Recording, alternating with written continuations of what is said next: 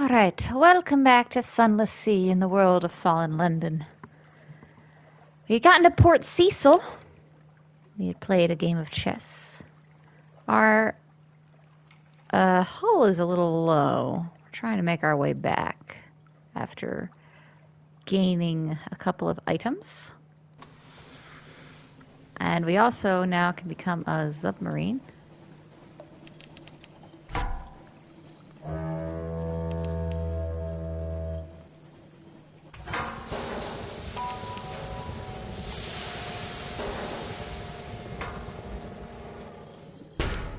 Oof. That was not a good idea. Oh boy.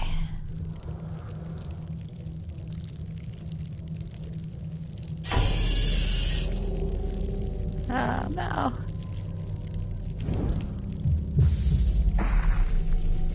Get me out of here.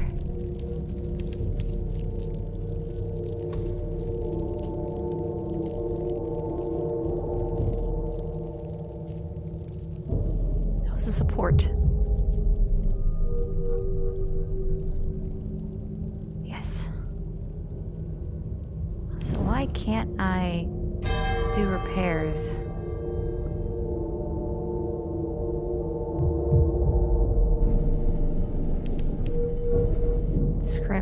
Scrimshander. I needed to go here, right? Entering Scrimshander. Before you looms the bony tower of Scrimshander, the city of remembrance. Ivory structures jut from the pile, supported by buttressing tusks.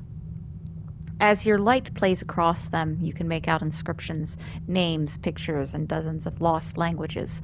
The largest ones carry a warning. All are welcome to enter, but none may depart without leaving something of themselves behind. Accept price and dock. A drownie floats before the docking gate of the Bone Cathedral. She wears a cowl and carries a ceremonial key carved from a femur.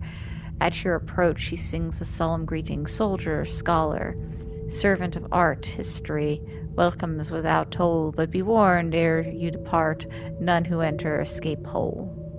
Beware, you will have to pay a price to depart Scrimshander. Keep sailing, no reason to commit yourself to history quite yet. We'll do that. Accept the price and dock. A cowed crew. The Guardian unlocks the ivory gates. Steel glints in her fingers as she carves an image of your ship into the massive bone key. Your brave crew decides to remain on the ship as you disembark for the tower's dry center. Don't say history as if they're merely one of them. Drowning scholars believe that history is a never-ending cycle of trends and social forces. A wise historian learns to sail each era's turbulent tides. The Shellonette hunters believe history is the result of heroic words and deeds. Wise historian learns from their actions and embraces their heroism. You walk down a damp nave of bone. Intricately carved iron walls depict improbable scenes from history. The walls are edged with tiny finger bones, each bearing a single name. Inhabitants wear ashen robes and carry steel-tipped bone quills, but you recognize most as drownies and Shellonette, expatriates. While most are quiet and ignore visitors, you hear heated arguments over interpretations of the sacred remains which will include whatever you leave behind when you depart. Take note of a veiled woman. A middle-aged woman in a veiled hat is staring at you, waiting for you to notice and listen to her.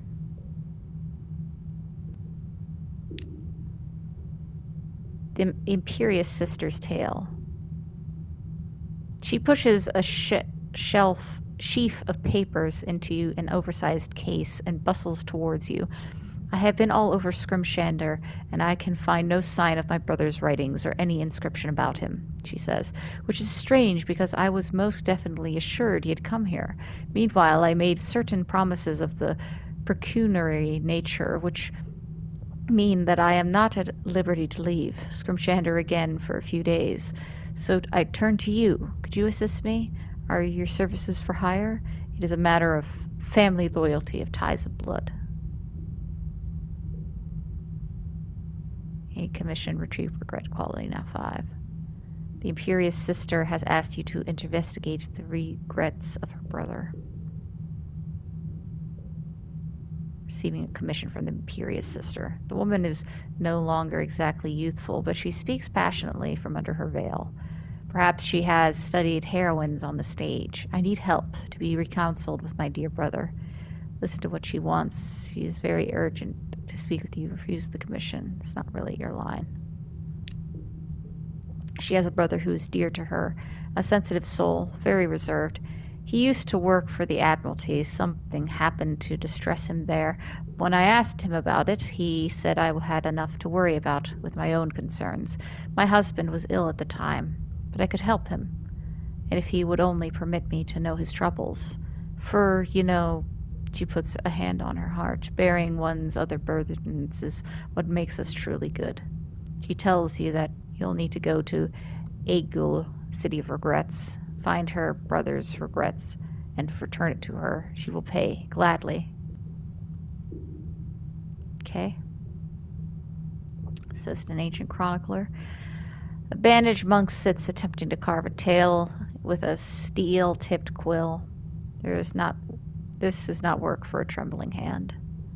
Gather at the stage of history. Scholars file quietly into a pair of green ivory doors at the far end of the hallway. When they stumble out again, you can hear raised voices, arguments, and laughter. Delve into the ivory archives. The ivory archives are a wealth of history, with age of visitors' stories carved into the bone pillars that build the citadel. It's something between a library and an ossuary, but less inviting. You will want enough time in the archives to explore and return afterwards. Okay. Compile a port report. Consider an ongoing history of the present. Right. Few visitors, fewer departures. And the inhabitants of Scrimshander spend much of their time preying on the mysteries of the past. They spend almost as much time arguing about their interpretations.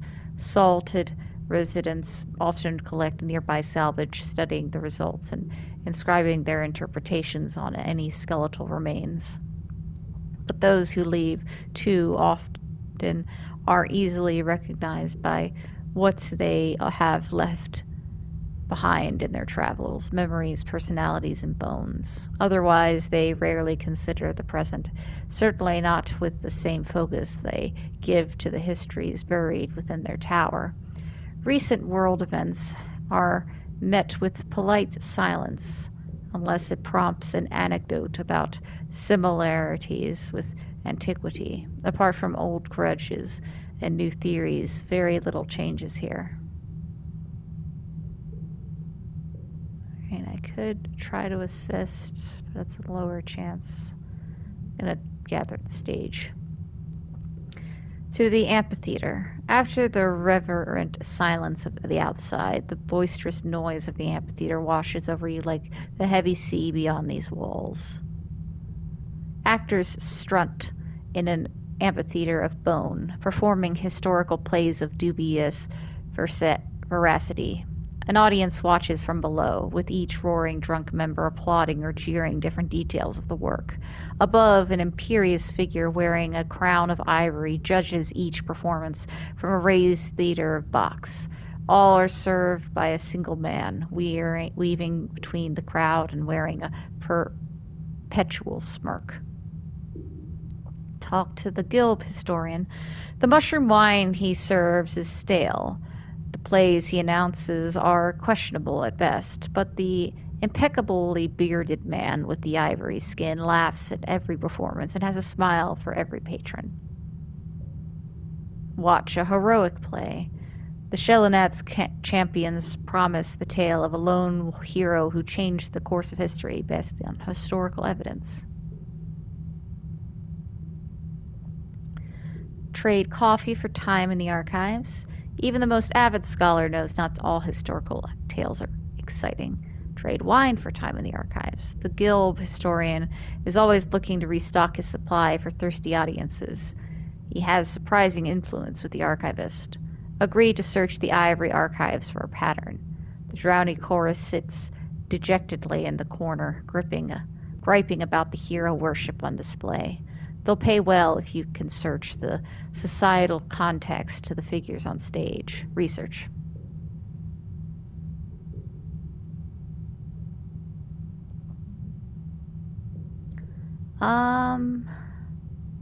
Let me talk with the Guild historian.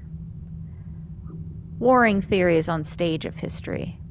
Some cheer history is as the work of brave and inspired heroes, especially them who wish they could be heroes themselves. The Guild historian rolls his eyes theatrically. Others say it's all shaped by cyclical changes in scientific progress, economies, and such. But nothing gets in the way of a good story quite like nuance. He spits out the word like a rotten grape. We'll let them argue up on the stage and give an ivory crown to whoever's most convincing at the moment. He waves a hand at the temporary monarchs in the raised seat above. But far as I am concerned, he confides, filling a patron's mug with cheap wine, history is what you make of it, and I make a killing. You learned enough about history to dispute any one person's interpretation.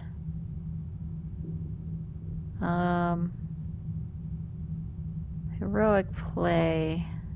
That costs a bunch of echoes. I don't want to do that right now. We trade wine. The solace of history. The Guild historian holds surprising sway with the archivists. He assures you that those surrounded by the horrors of history will often lead a stiff drink. So we search the archives for a pattern. Quest for context. Heroes are merely the products of their time. These fools celebrate a pearl and ignore the oyster that made it. Help us tell more responsible tale, and we put things right, for now at least. You will need to trade coffee or wine for time in the archives in order to pursue this quest. Heroes come and go, cast up by turbulent times and washed away by the next tide. The Drownies' chorus and Scrimshaw's amphitheater will pay you handsomely to uncover these patterns.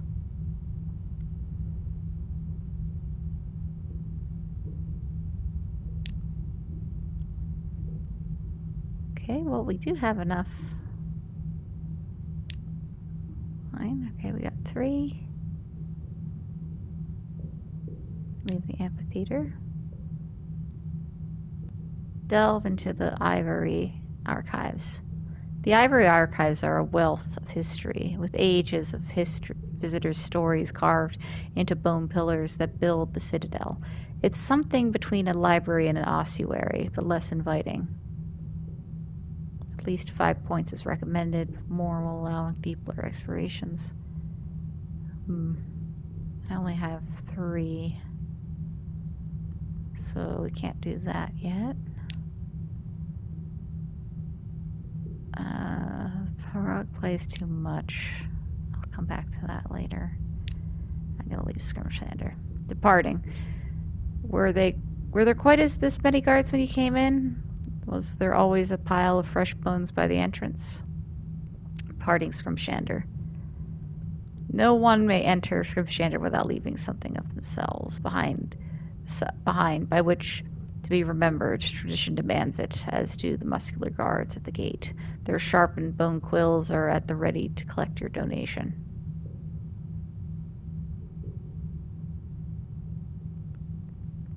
Provide transport for a scholar. A bandaged scholar stands near the exit, angrily brushing ash off himself as you approach. He brusquely demands passage to hide away. Of course, he'll pay. Leave behind a story. You can always make more. Leave behind a past tribute, triumph. It will be dearly earned, only fair that it be dearly spent. Leave behind vitality. Stack big bones and ash built the tower. Leave behind your warmth. You don't really need it down here, do you?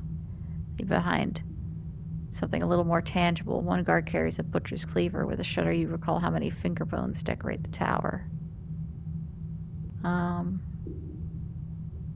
Does transporting a scholar does something?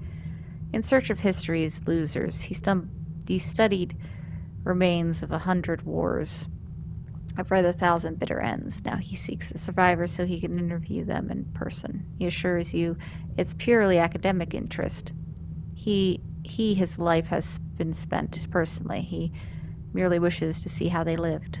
The scholar of lost causes grumbles as he settles into his bunk, ready for a trip to Hideaway. He's seen what people have fought and died for. Now he seeks ones who survive at Hideaway. Okay, bully behind an iron. Brick by brick tower is built. The guards take you up to an upper chamber. Floor is bare except for burning insects and a pile of gray bricks in the corner. Each one bears a name and a tale, but you can't pause to read them all.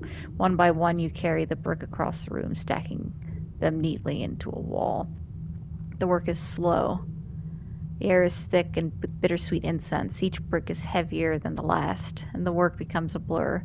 Sweat beads, trickles down your back, running down your face, soaking through your clothes, drowning you in salt. You awakened from a dream with a start. You are clean and dry, lying in an unfamiliar room. You pull yourself out of bed with great effort and leave the gray brick house behind.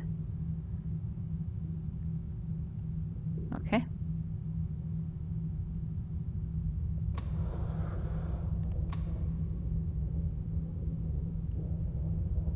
We are ascending.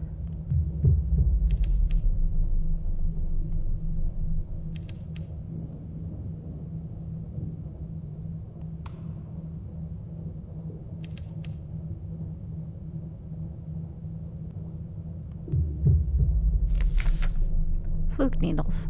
A cluster of quivering spines shiver in the current. A dead fluke's flesh dissolves in water. These brittle remnants, however, remain stony hard. Remove something stuck on the spines. 42. No.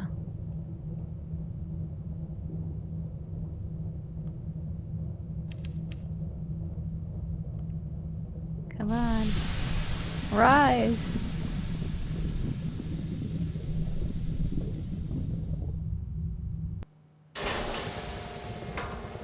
Oh, where am I?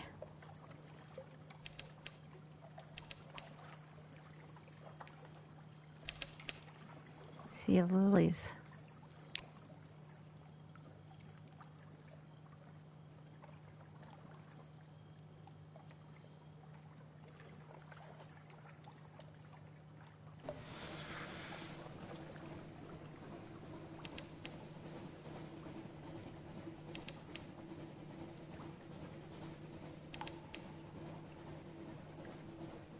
Newport Harbor.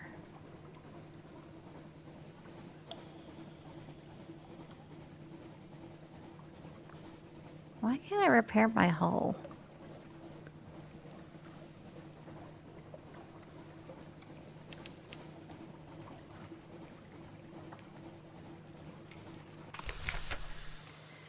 Recurring nightmare watched. The sea is bright as milk. False stars above are black.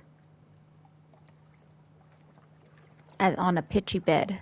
Something is watching you. Its gaze enfolds your boat. You are transparent as glass. Flee the nightmare. Turn the helm and flee across the milk bright sea. As for reduced nightmare strength reaches zero, the nightmare will fade entirely. An escape? The sea churns in your wake. You pull away from the eye into the shallower waters of the waking, but a terror clings.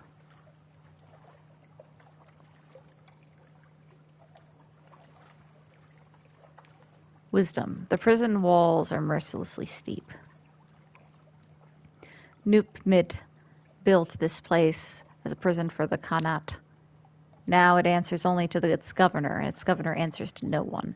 Hand over a prisoner? Oh no, we'll pay you, the unctuous fellow says. We can always find a use for another pair of hands. We get lonely, you know. It's lonely. Exchange a secret for a prisoner. Wisdom has many, many secrets. Far more than one might expect them to glean from prisoners. But a discerning scholar might identify a secret that would tempt even the governor of the prison. Port report. Watch the comings and goings. Not many goings.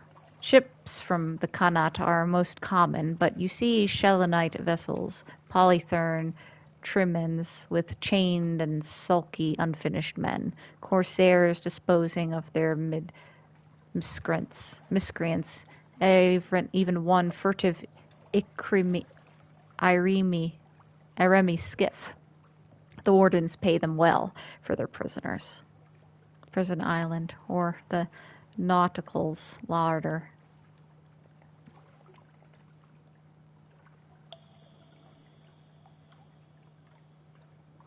I think we're going to buy one fuel. Okay.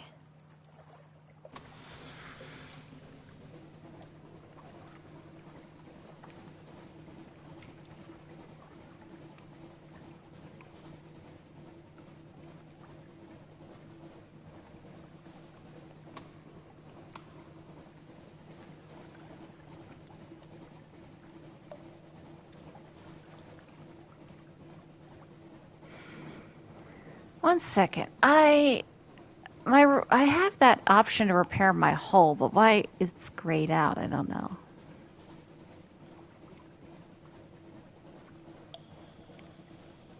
Why can't I repair my ship?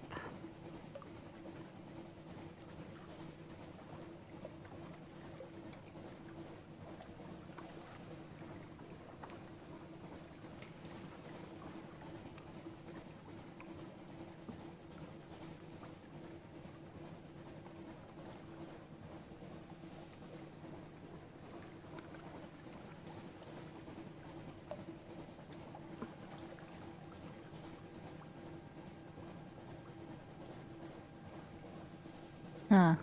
I think when you're too low of health, you won't be able to.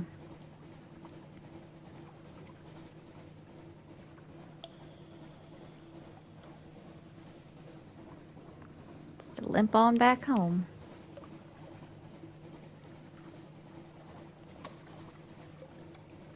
Not to engage any creatures.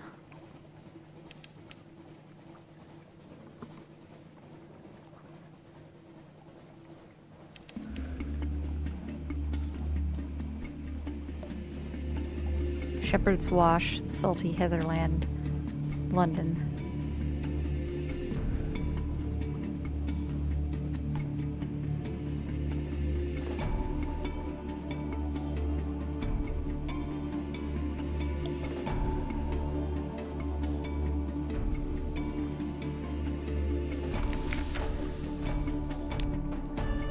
Okay, let's get a port report. Bleak light of the false stars, surface rolling like a porridge pot, up with a roar of steam, flash of fire, 3 windows swimming tentacles. A picnic at the Standing Stones.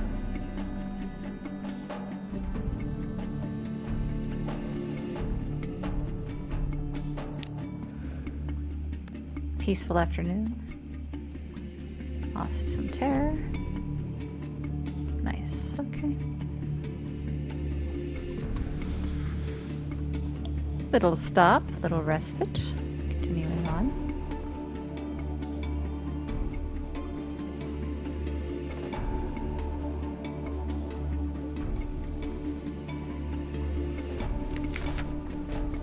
Once again, leave me alone. Nightmares end. A weight has lifted. Your dream has passed. That's good. That's good, isn't it?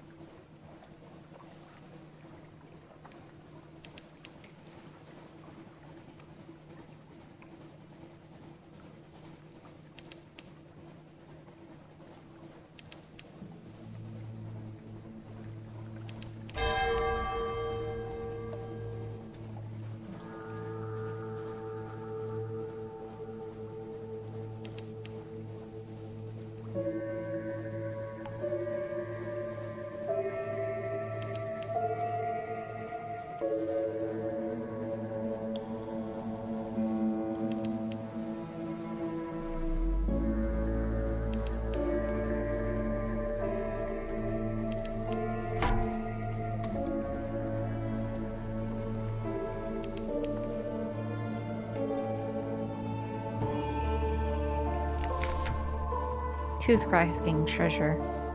A chunk of grit baked in your ship's biscuit. You crack a tooth and curse. Your crew chuckle, but when the object turns out to be a diamond, small and bad flawed, but a diamond nonetheless, they all hush. Diamonds are sacred to stone, one says. Give it to the Z, Captain. It'll be luck for us. Hang on to it. You're not going to throw a diamond in the Z to appease some nameless god of the sailor superstitions. Do the careful thing. Sailors pray to stone. When they want home, hearth, and healing, she's the kind of god you want on your side. We're almost there. Tuck it away. The crew are disappointed, but diamonds are diamonds. You know something about the three gods.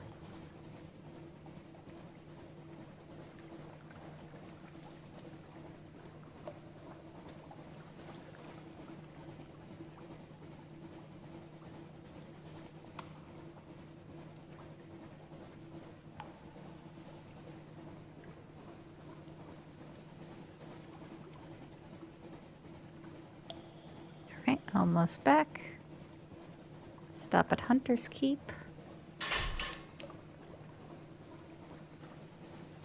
Electric shiver into the air. Storm is watching, the sailors would say.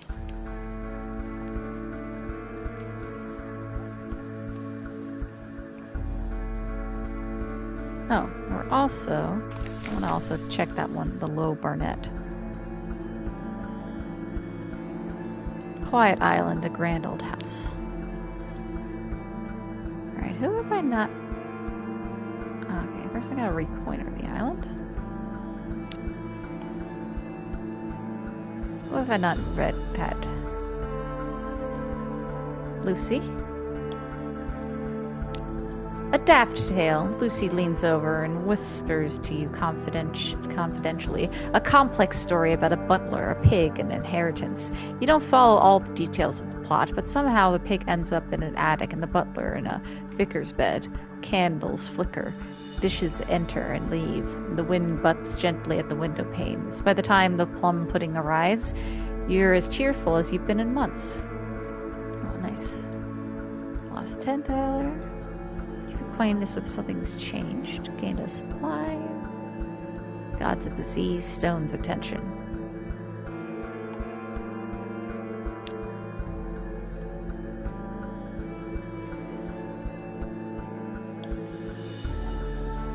Alright.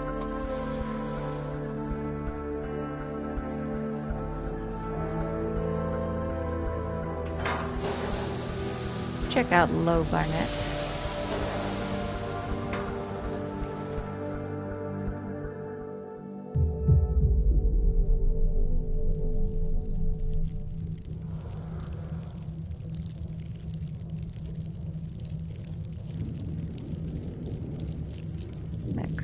Crackling is not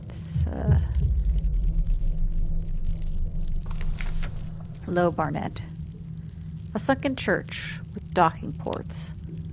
Sediment has built up against the lower walls, long ago choked, neglected crypts or crooked tombs. The interior is sealed, yet the deep peals of the tower's bells can be felt even through a submarine hull.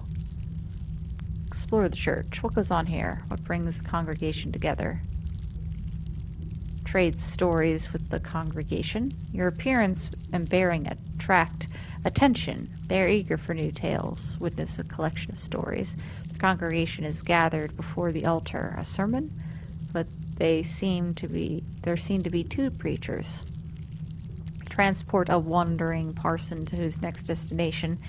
He has recruited several new disciples and is rather better off than he arrived. But when does he go? Where does he go next? Drop off a Blemming. Why wouldn't an underwater church want an unpredictable fungal carnivore among its congregation? Right, report first. Submarine services. There is no pulpit. The organ has bent, broken pipes, but Low Barnett is still a house of worship of a sort. Groups of sailors gather in the aisles. The choir benches are clean and face a makeshift stage. Lantern-eyed fish pass behind colorful windows on stained glass. The door to the bell tower is guarded by two burly vergers. The tridents are a nice touch. Some truth may be gleaned amidst exaggeration and falsehood. Witness a collection of stories. The congregation is gathered before the altar. A sermon? I read that. Trade stories with the congregation. Your appearance. Okay. At Low Barnet, everyday animosities are set aside in the pursuit of a fine tale. Caganian traders mingle with Royal Navy deserters, rum-addled pirates, and rubbery men. There is an air of anticipation and a tolerance for embellishment. Speak of the Anth, its memory still gleams. Speak of a hideaway. There is little need to exaggerate. Speak of Nook, focus on something besides its illicit commerce. Speak of Rosegate.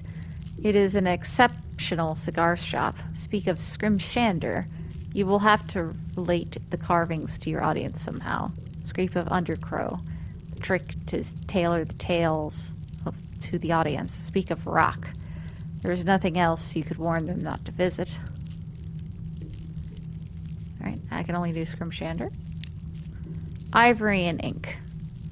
Your story is a bold one, that every mark ever made on the seafaring skin appears unexplained on the walls of the Ivory City. You move among the listeners, gesturing to their tattoos. The Wheel of Mists, they'd find that etched above an aquifer. The gambit scratched into a nameless catacomb. The unflinching eye, well, that is only found at the city's heart, but your listeners will have to visit and see for themselves.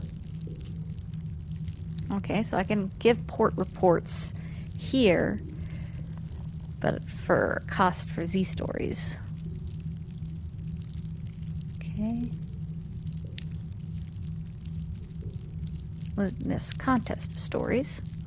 A competition is in progress. A voluble visitor tells of the Sideways Regiment, a plunderous legion of trained crabs. First, they present a mighty collective shell. Then comes the onslaught of the 1,000 nippers. Why, I only escaped thanks to a timely cloud of ink from my squid, which I befriended for precisely such an occasion. The unlikely story wins the acclaim of the congregation, whilst her rival slumps disappointed, the visitor waves her top hat and processes to the bell tower. Its door closes behind her. Ask about the competition. What kind of contest is won by nonsensical lies about crabs? Follow her into the bell tower. What's in there? Wild riches or just good buffet? Go about your business. The congregation is breaking up for now. Then you ask about the competition. A regular listener. You approach an apprehensive seaman who is staring into the distance, perhaps imagining marching ranks of crustaceans. You ask what happened here. A competition? The best story wins. Captain says it's all in the delivery, but you need a fine yard to spin, too. When you inquire about the winner's reward, his gaze turns wistful. If they're lucky, they'll get taken up. Wish I had a story to tell. I fall to the not on the list. Two surly vergers block your approach to the door. One points back to the congregation. Only winners allowed. He grunts. Next one soon. Chimes. A few souls linger, gazing at the closed door of the bell tower. You have just turned away when you hear the sonorous bong of the bell within. Its peals repeat every few seconds before becoming abruptly muffled, then finally silent. An excited murmur runs through the congregation. Although you keep an eye on the bell tower door, the winner does not emerge. You understand the power of the spoken word. All right. Low Church, supplies for stories.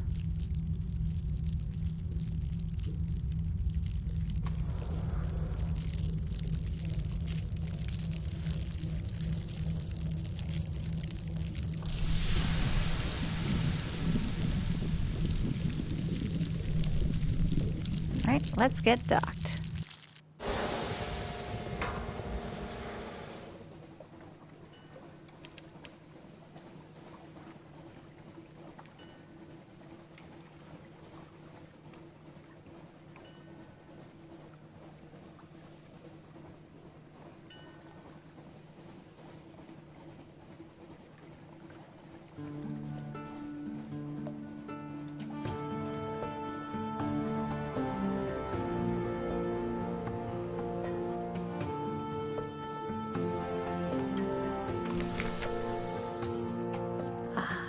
back home.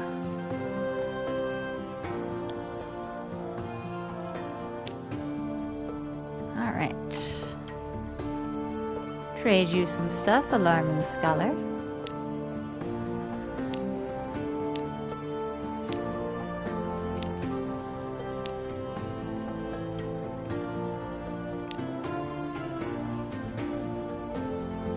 We're gonna need some more crew.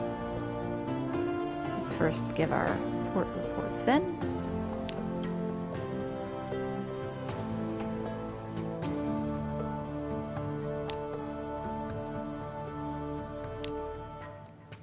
Port Cecil, the principles of coral. I have no idea why anyone thought that settlement was a good idea. You have seen the place where chess is holy.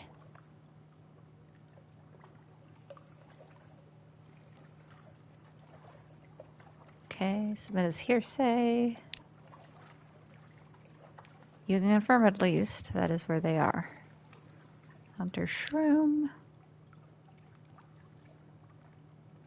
Isle of Cats. Fort Carnelian. Fathom King's Hold. What's that old monster up to now? You've seen what grows around the Fathom King's throne. Okay. Long-moored ships provide shelter for exiles. Wisdom. Brr. Did the oracles look hungry? Both secrets and prisoners are locked here.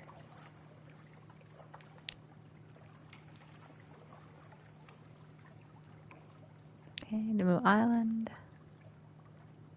You have seen the place where there are more mushrooms than scents. Low Barnett. Yes, the congregation that worships stories. What did they tell you?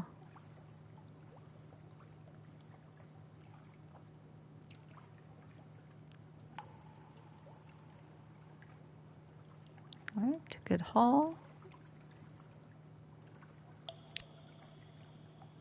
Let's have a rest. It only reduces 1 terror. I don't like it.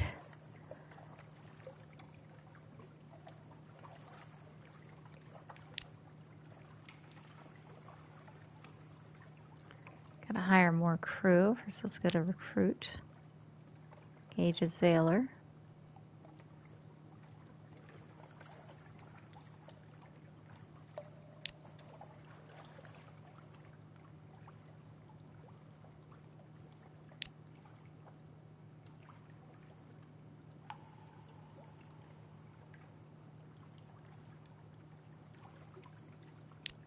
Alright, fully stocked with a crew. Very nice. Now we repair the ship. Fully up.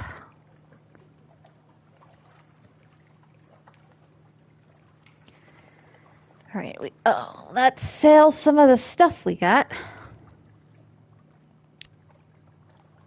Cask of sapphires.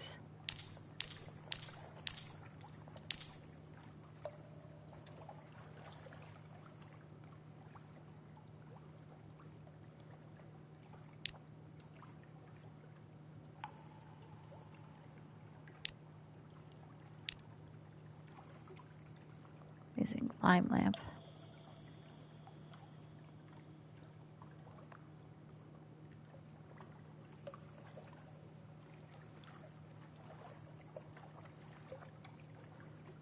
What else do I have in my hold? Huh. Okay, I think we sold everything.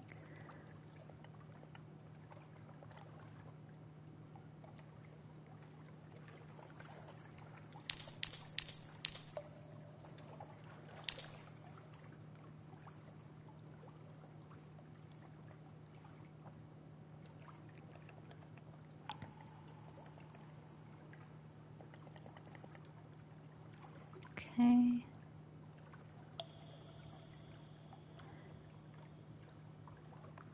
Okay, what's the next best thing? It's the one we have. Let's hold 50. Let's see, 30. Wait. That one's, I think, faster.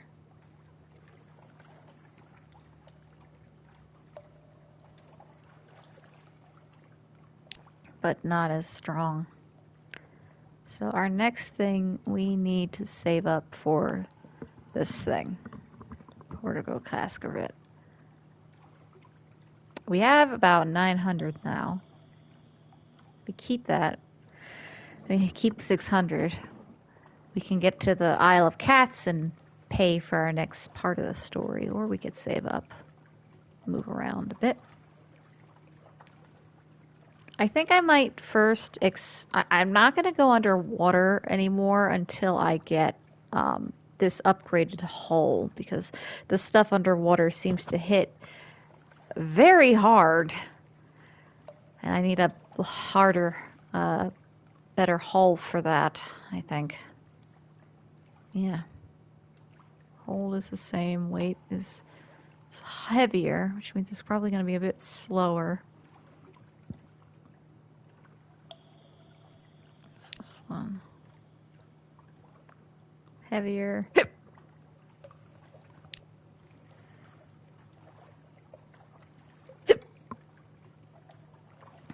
First things first.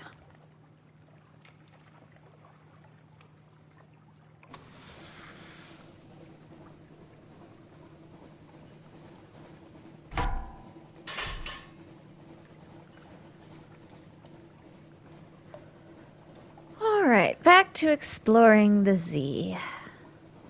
Where shall we go next?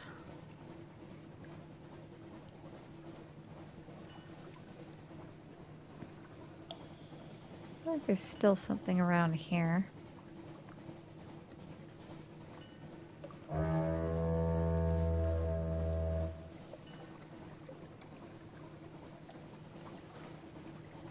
More. I'm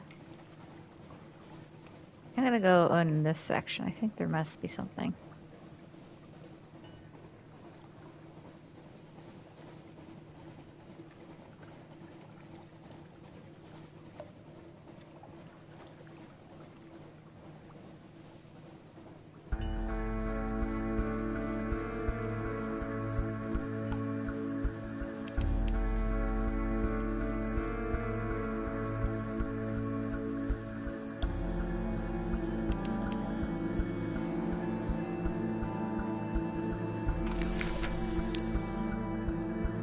Give him some news of home. Got a Z story. Thank you.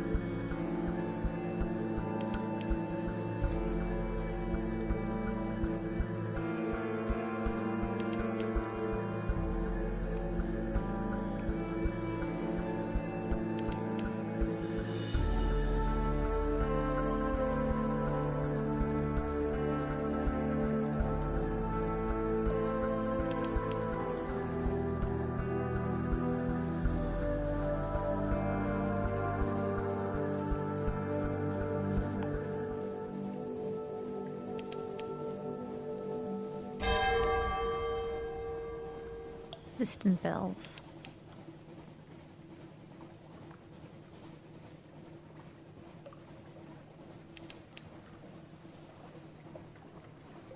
Oh, now I see the little pear things popped up.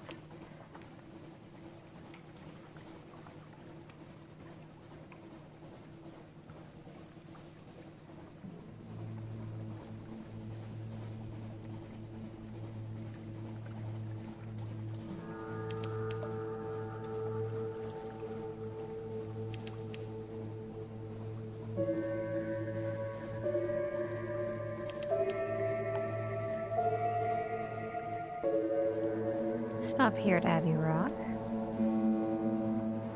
And then I'll head south. Yeah, there was that one thing in the Crying Heights that we weren't able to get to.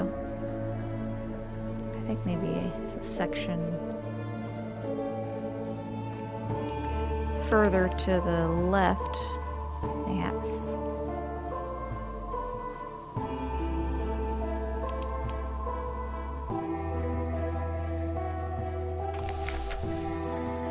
Okay, let's see what we got. Let's get a port report. Knock at the iron-studded gates so that you have no news. Watch the Covenant, wait a while and see. Like huge and deadly herons, the sisters stalk among the top of the walls. You watch through the spyglass as they leap in whirls, slashing at each other with a variety of frightening weapons. God, one of them just turned a somersault.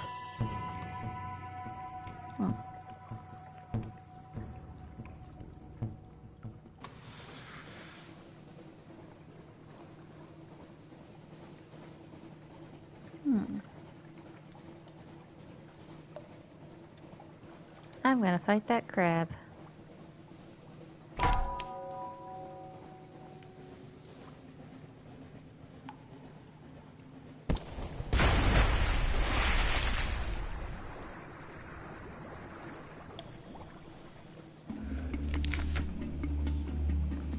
Pale and salty meat. Crew will feast. Glowing flesh is unstable. It crisps and withers as the glow fades, so eat while it's fresh. Oh, this is new. Station 3. There you are. Discover Depot A.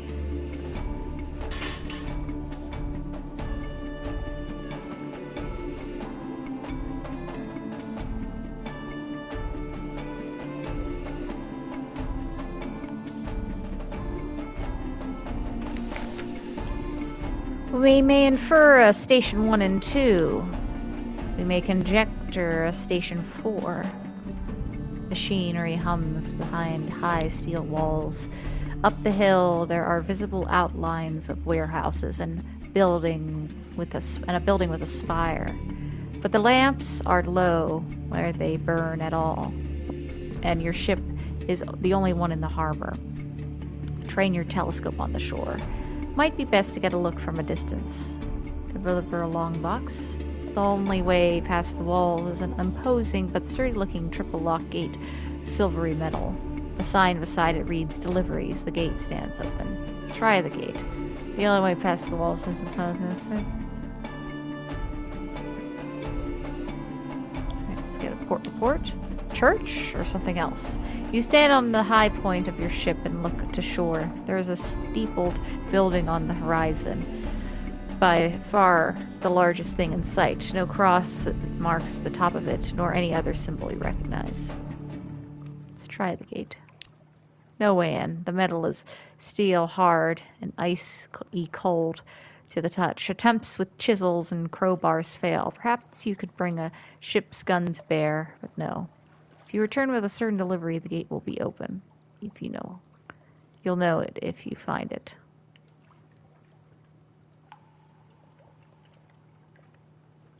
Alright.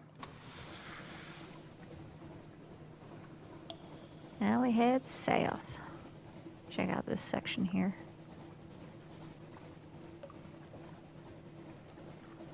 If it does say that there's something below to a certain direction, I will go under to check that direction. Mayhaps.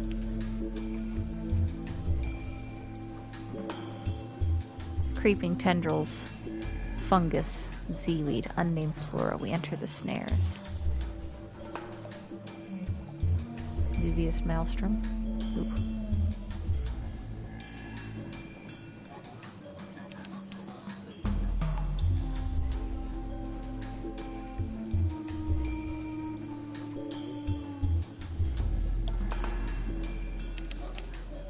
Pikeman Isle to the south.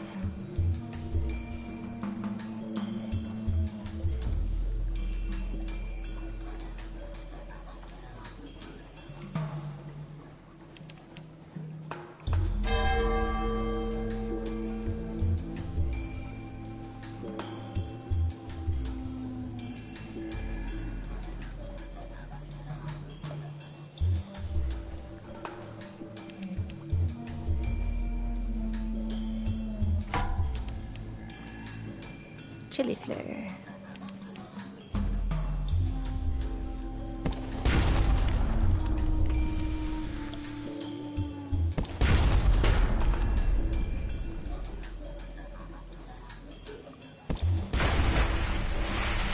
Crab cake.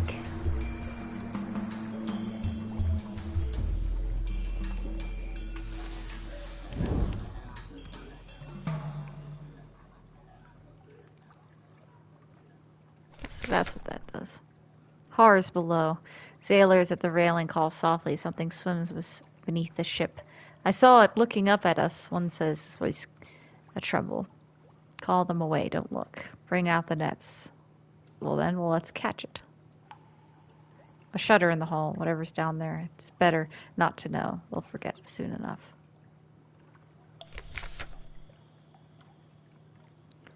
Let it disperse.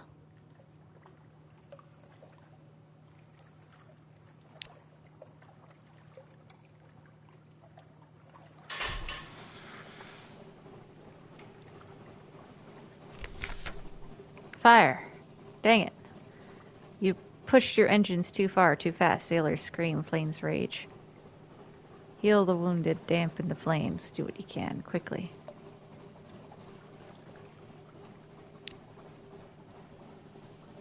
Ah, dang it. Screams and stenches. Everywhere, hot metal, burning flesh. Hold on and pray. I'm sorry. I didn't mean to hit the fast button.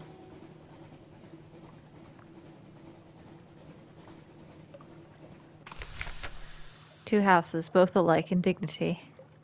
On a lonely desert beach, there is no habitation in sight, no market, only an old rotting dock, a stretch of sand thickens onto damp black earth, from which sprouts stunted palms, not quite, tall fungal growths with frond-like caps, as if someone had sculpted the idea of a tree from a mushroom. Disembark, see what awaits you.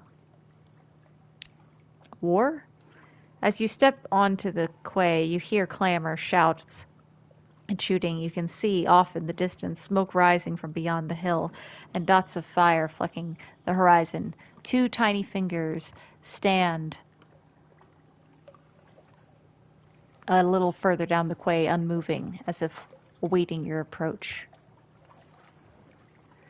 A literary interlude. The following is an extract from the popular diary of a sea captain from London to Irene and what we did there before we arrived, washed ashore on Mutton Island, and the subsequent serialized in the unpurgated Gazette. The author's identity remains unknown. Tale of Pigmont Island, in which a delegation is made, a choice is presented, war is declared, and most singular treasure is sought by all, and a new empire is found with tooth and claw. In which Chapter 1, The Delegation. The figures were rodents. To my left was a ratus faber, wearing goggles, a blacksmith apron, and an assortment of tools. To my right, an unusually large guinea pig wearing a helmet and breastplate, reminiscent of nothing so much as a high Middle Ages. The rat stepped forward first and bowed. "Welcome, Captain, to Rat Star Island. I am Edgar, second chief engineer of the 3rd Rat Brigade. I invite you to avail yourself of food and fuel at our expense.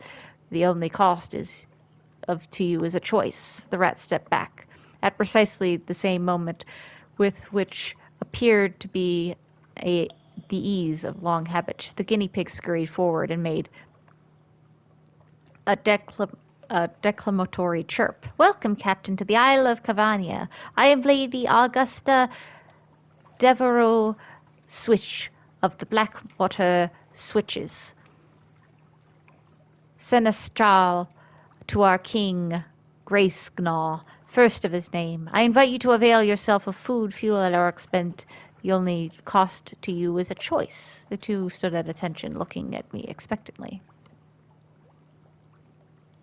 The two remarkable rodents sat squatted, both seeking my support. I knew I had to choose carefully.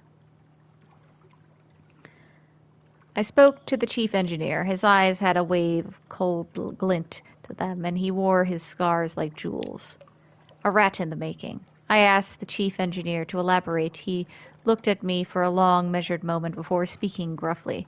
We came to this island to make a home for ourselves away from London, its cats and snuffers, its rat-skin suits. We came to live as citizens of our own republic. We came with our tools, our teeth, our clever hands, and we made a beautiful city by the light of the rat star that shone bright and blue on Mount Ararat. The chief engineer nodded toward the distant hill. One day we braved the depths of the chicken woods, and from the top of Mount Ararat we plucked the rat star to be our light, our beacon. But the pigs of KB saw the light, and they lusted for it. They sent armies to rule us and steal our star. We will not permit them to take what is ours. We will resist to our last breath. Will you join us in defeating them? I spoke to the seneschal. How did an armored guinea pig manage to look regal? The seneschal cleared her throat with a I'm pretty sure I'm pronouncing that right, seneschal, with a delicacy to rival the Duchess's own before speaking. Gracenall the king, our lord and sovereign, full 7 months have sojourned on sea, conquered this land and won the southern main. Now no fortresses against him shall remain, no city walls be left for him to gain, save the rats that squeak behind mountain. Unlike was the lamb of our deliverance, assured shall be our glories and their fall, when Our Lady's eye restored be to our hall. The seneschal composed herself, then added, We saw truth and beauty by the light of Our Lady's eye on Mount Caveat. But the rats, with their guns and their chatter and their peasants' politics, stole it from us. We will subjugate them and take it back. They are a rabble, and we will rule them with the steel-shod velvet of our paws. Will you join us?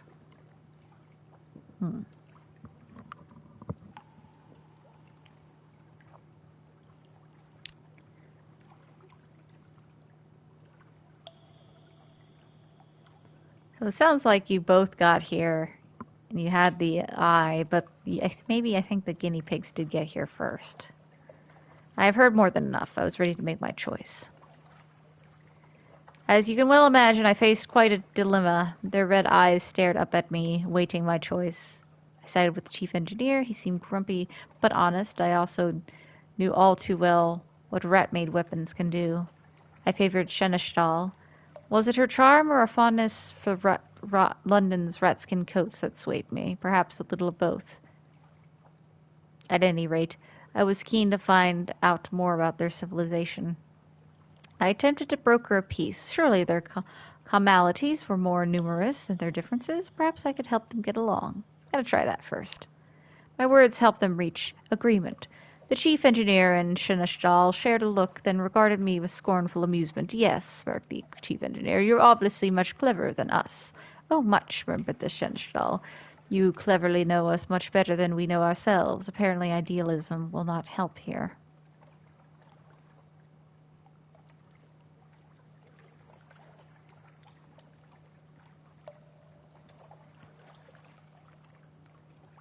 I'm gonna go with seneschal. Friend to Cavies. I bowed to Seneschal, who purred with pleasure, while the chief engineer gnashed his teeth but kept his distance. You have chosen wisely, Captain, said Seneschal. Come, and I will explain our situation to you in greater detail.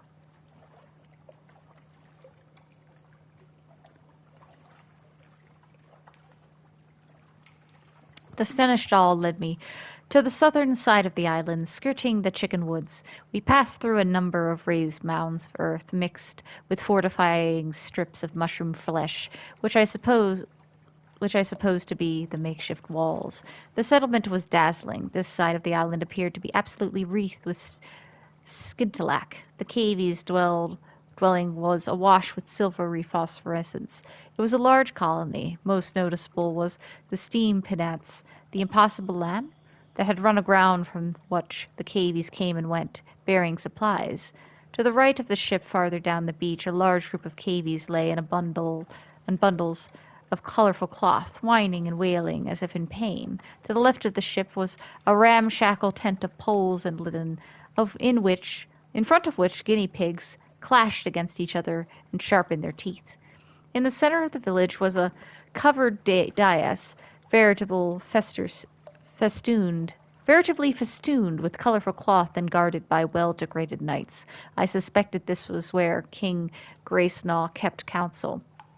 Be welcome, Captain, in the kingdom of Kavia, capital of our isle, and blessed by the light of Our Lady's eye. The seneschal spoke solemnly, but with a hint of sadness to her words. Or so it was, and shall be again. I must speak with our king and prepare your arrival. My page will show you to the area, and bring you in sight of his splendor in good time. Page! A much smaller guinea pig, its fur braided with a sensible strip of parabola linen, scurried over and bowed. The seneschal took her leave. I visited the hospital. Were those guinea pigs quarantined? I visited the steam pinnace on the beach. Was this indeed the impossible lamb? Wasn't it reported overrun by rats? I visited the barracks. What chance could guinea pigs stand against the weaponed might of the Rattus Faber? I've seen enough. Let's visit the hospital. The Black Death. An elderly-looking cavey greeted me, eyeing me gravely. Many of us sickened during the voyage, a rotting in our teeth, a weakness in our flesh. The isle was our salvation. The strongest among us made a pilgrimage towards the pool of Our Lady's light, and then, miracle of miracles, they were cured. They bathed in her, they drank her sweet waters, and the strong brought the weak to her in turn. Soon we were thriving again, bearing our children and raising them to love Our Lady's eye, and see it our deliverance. The elder looked sorrowful at the sick under his care. Since the rats stole her, the sickness has returned. All this light is but a mockery of hers, and we gain from it no benefit. The only thing, the elder's ears and voice flattened with a hiss, that helps our condition is the flesh, the very hearts and livers of the rats who stole her from us. Visit the steam pinnace. A chalky shore. The page chittered while I inspected the vessel. Rats, never. The splendor of Cavie overtook this vessel. I was born here, the first native of Kavia. But all our elders remember the voyage. It was hard, they say, but we were harder. But the sea is black and unkind. We were lost in the dark for weeks, and no one speaks of those terrible times. But out of the darkness came the light of Our Lady's eye, guiding us here, to our own isle. In time, we will ride the waves again, perhaps once we have recovered our eye. Is it not splendid? It certainly may have been at one time, but I could see the hull had been severely damaged by the Shintalak reef. There was no way the cavies could hope to repair it themselves. Whatever the page said, they were stranded here. Is the barracks? Evening the odds. The page led me to the barracks, where the knights didn't deign to speak to one so undecorated as I. The page, however, was eager to answer my questions. The rats have no weapons, none to speak of. What is a gun without a bullet? A sword without a blade? Ours are the supplies, the knives, the soft stuffs, and the glory. Their teeth are sharp, it is true, while ours... Page hesitates as the knight glowers at him. Are sharper. All praise to the flowers of the house of Cavie. One knight preened, while another grunted indifference, working a whetstone atop its top front teeth. As I watched, a particularly vigorous swipe knocked a hole incisor out of place. It landed on the ground in a black and bloody mess. The knight gasped, grasped the tooth, and vanished from sight. Another glared in a way that dared me to make something of it. You guys don't seem like you're ready for a fight, is the problem. I don't think. I've seen enough. It was time to have an audience with the king. The page led me... Chapter 4, Urgent Venture. The page led me, crouching at first, then on my knees, before King Gracenaw and Senecal. The king was the largest guinea pig I had ever seen, easily twice the size of the largest knight in its retinue. The seneschal looked positively dainty next to him. "We are told," intoned the king, "that you have promised your assistance to the house of Cavey. This is agreeable to us, but what form shall your assistance take?" "I have nothing to offer but my advice. I would not risk my crew on this potentially doomed venture. I offer to retrieve the lady's eye by force. I have guns. I had a boat. I planned to row a raiding party to the northern side of the isle where the Caveys could flank the rat settlement. I plotted to steal the eye with cunning. One should use shadows to catch a light. The rats would not even know we had been there, probably. I have nothing to offer but my advice. A charge! The Caveys' supplies would not last them much longer. They had but one choice, an all-out assault on their enemy to retrieve the lady's eye, and then strike during the rat's moment of horror. I worked with King Gracenall to plan the attack. Together we waited as the volunteer Caveys went off on the assault. The screams were heard from here to the chickenwood, but then the light went out. We had succeeded, at a terrible cost, to be sure, but the price of victory must always be paid in blood. Hail Cavania. 2 houses alike in dignity. Oh, this is saying much, mind.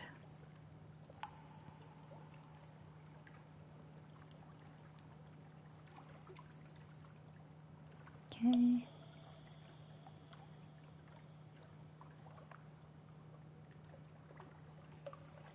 The rats were defeated. Kavia was triumph.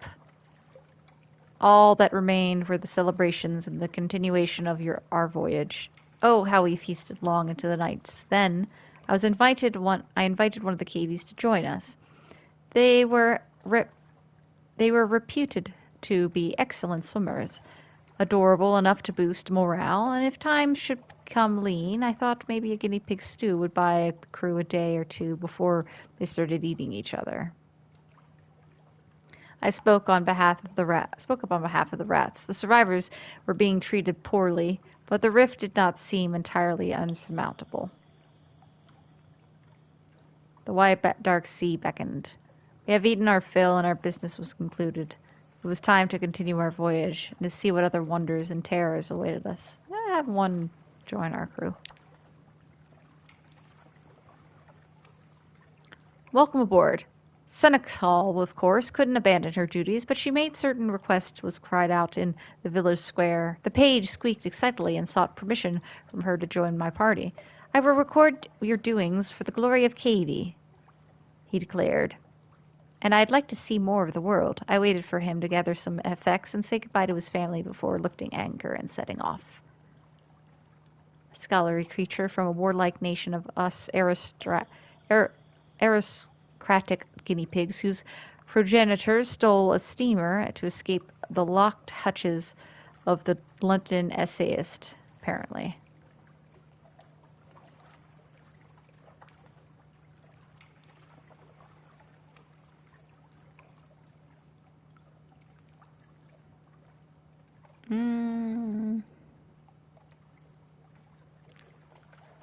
Do I want to speak up on behalf of the rats? We'll see what happens. Generous in victory. I appealed to the House of Cavey's grace and good breeding, and praised King Gracenall's magnitude. Perhaps the rats knew not what they did in stealing the eye. Perhaps they were only stumbling about in the dark for a light as the Caveys were themselves while lost at sea. Seneschal and the king exchanged a look. The seneschal murmured something in the king's ear, and he purred decisively. "To err is Murin, to forgive Kaiven." He looked towards the chief engineer.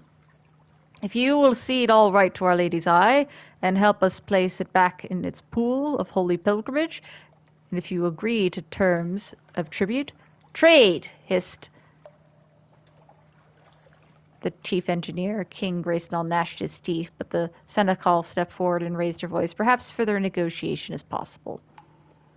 As we left, I saw the page timidly approach an albino rat to inquire about fishing nets.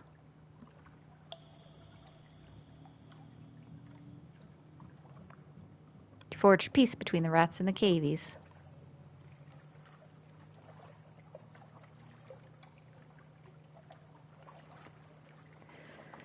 All right, so there's hope there. There might be a romance brewing. White dark sea beckons. We'd eaten our fill and our business was concluded. It was time to continue our voyage and see what other wonders and terrors still awaited us. The end. There, you finished your diary entry and the final morsels of delicious rat flesh. The cavies lined up to salute you as you leave the victorious banquet, escorting you to your ship through the foundations of their kingdom. A new nation has been founded. Hail, Cavania, the rise of the Pigment Isle. Hail, Cavia, the neat's most adorable nation scurries around your legs. Sinzalak harvesters drag heavy bags of the island's bounty to their silos. Industrious rodents work hard on towers, edifices, some of them almost neck-high. London will never believe a bloody word of this. Help Cavia resolve a dilemma. Let's see what I need. Need to wait till stuff's... An aide runs over. Hairless advisor, you return to us. Praise the tide. We need your wisdom once again. Can't do that yet. Persia's Scintillac. The cavies' nets glimmer with fresh treasures. Raise Pugnant civilization for better prices. Did I need Scintillac for something? I think I did, but I didn't write it down. I won't purchase any right now. I could steal the lady's eye. Blue Scintillac. The cavies guard it fiercely. And there may be a way. Less alternatives, perhaps. I'm not going to do that, no. That's not nice. Okay. But that's going to have to... I'm going to have to end it here. That was quite a tale. I think there's going to be like a Romeo and Juliet thing with that one guinea pig and the one white albino rat, sounds like. Anywho. Learning more stuff, doing more things. Gonna try to fully explore all the islands. Try not to get my hull damaged and save up for a bigger ship. Be nice. Yeah, I hope you're enjoying my playthrough. And I'll see you guys later. Ciao, ciao.